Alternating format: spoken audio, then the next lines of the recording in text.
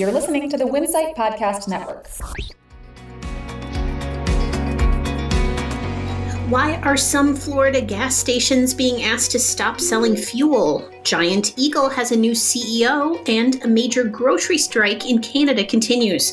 Welcome to Retail Daily, your quick look at the top headlines from CSP Daily News and Winsight Grocery Business. I'm Heather Lally, Editor-in-Chief at WGB. And I'm Steve Holtz, Editor-in-Chief at CSP. 29 gas stations in Florida were asked to stop selling fuel and clean out their storage tanks after the Florida Department of Agriculture and Consumer Services identified fuel contamination at the Port of Tampa. The department said any gasoline purchased after 10 a.m. Saturday at stations supplied by GetGo had a strong likelihood of being contaminated. GetGo said it was working with the retailers to correct the situation. Giant Eagle on Tuesday elevated Bill Artman to CEO, a role he had filled in an interim capacity since March.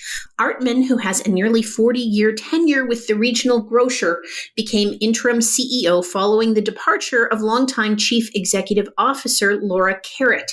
Several other Giant Eagle executives were also promoted along with Artman, including Terry Micklin, the new Executive Vice President and President of GetGo, the supermarket retailer's convenience store chain.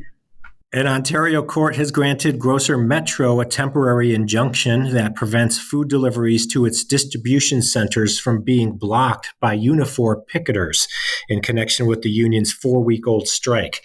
After 3,700 grocery workers walked off the line July 29th at 27 Metro stores in and around Toronto, Unifor last week began a secondary picket of 2 Metro DCs in the area.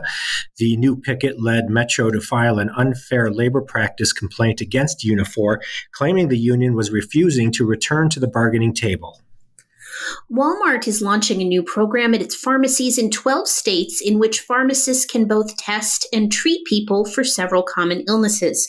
The new initiative, dubbed Testing and Treatment, lets pharmacists test customers for strep throat, the flu, and COVID, and then offer in-store treatment options. Testing and Treatment is not yet set up to accept third-party insurance and is a cash-only service with prices starting around $133. Instacart's announcement Friday that it finally intends to go public after a year of speculation could be a boon for other large technology companies hoping to declare their own IPOs. But the San Francisco-based last-mile delivery company faces strong headwinds in a rapidly changing market. Flat growth in grocery orders and Instacart's reliance on a handful of large retailers, among other issues, pose challenges to the last-mile delivery company as it moves forward with plans to sell stocks on the NASDAQ. Fuel management company Veeder-Root is launching its biofuel blending system in collaboration with Total Meter Services. The system is designed for retail locations and operates with a high degree of blend accuracy to ensure consistent and precise blending of biofuels, according to the companies. Southeastern Grocers has joined the Income Healthcare Network, which enables health insurance plans to offer members supplemental benefit cards for the purchase of healthy food and wellness products at participating retailers. With Income's dual network benefit card, customers at Winn-Dixie, Harvey's, and Fresco y Mas supermarkets across the Southeast can buy items with employer or health plan-sponsored funds. Medicare Advantage, Medicaid, and private health plans are eligible to provide the cards. Customer data science specialist Dun Humby published a new report today on Aldi and Lidl and the different paths they have taken in the U.S. grocery market. The report offers insight into how Aldi's deal to acquire Winn-Dixie will only strengthen the grocer even more compared to its rival Lidl. But the report does not completely dismiss Lidl and sees it has its own set of strengths. Rutter's has revamped its food service packaging design. The new food containers highlight the chain's freshly prepared, made-for-you menu options.